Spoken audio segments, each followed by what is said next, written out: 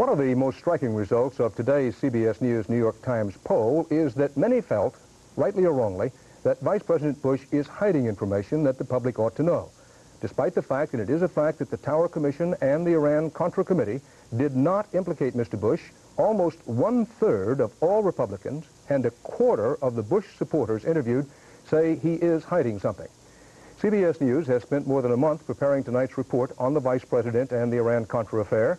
During that period, the Vice President has asked reporters, all reporters, to submit substantive questions if they want to ask questions in writing, and he has issued one written response. He declined to be interviewed in advance for our report, but he watches with us tonight from his Capitol Hill office, and he agreed to respond this evening on the condition that he speak live and unedited. First, our report. The question about arms for hostages has been answered over and over again. As far as I'm concerned, that all questions have been answered.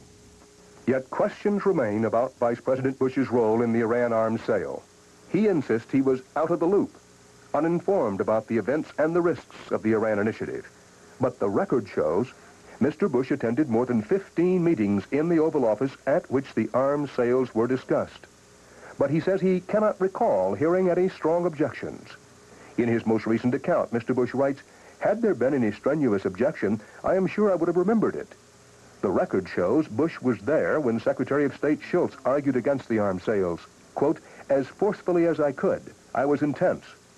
The Vice President now says he would have objected to the plan if only he had known the real terms. But I wish with clairvoyant hindsight that I had known that we were trading arms for hostages, as the report concluded, and then I would have weighed in very heavily with the President to that effect. But the record shows he did know. Mr. Bush was told it was an arms for hostages swap by this man, Amiron Nir, the Israeli who coordinated the trade. At a briefing arranged by Oliver North, Nir told Bush directly the deal was an effort to get the hostages out, the whole package for a fixed price. They fear that if they give us all the hostages, they won't get anything from us. So Mr. Bush was told in July 1986 that we were trading arms for hostages with the most radical elements in Iran. But the record shows he never objected. For all the questions about the Iran arms deal, there are even more about the Vice President's link to secret Contra aid. The Vice President's office says he and his aides were never involved in directing, coordinating, or approving military aid to the Contras. But the record is riddled with inconsistencies. Questions center on this man, Donald Gregg, Bush's national security advisor and a veteran CIA agent. When the Sandinistas shot down the plane carrying Eugene Hassenfuss, the first U.S. official alerted was Gregg's assistant.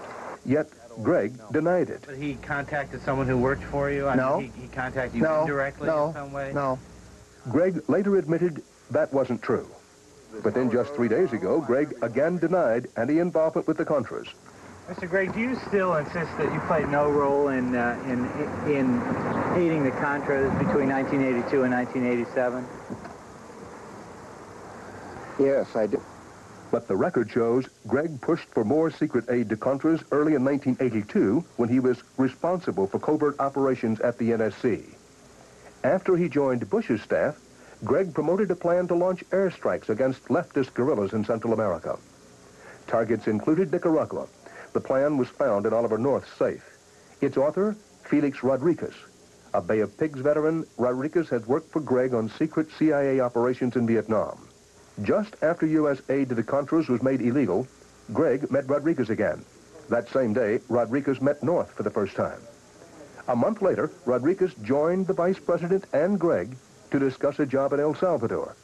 All three men say they talked about fighting communist insurgents. All three claim the Contras never came up. I have never, ever had a discussion with him about the Contras and Contra support of any kind. The record shows Rodriguez was in Central America just 2 weeks later. General Paul Gorman, the U.S. military commander in the region, reported Rodriguez was sent by Ollie North, and his primary commitment was to assist the FDN, the Contras. We asked Gregg about that last Friday. I've heard about that memorandum, and I have no explanation for it. By fall, Rodriguez was managing North's Contra supply flights from El Salvador. But North grew uneasy about Rodriguez.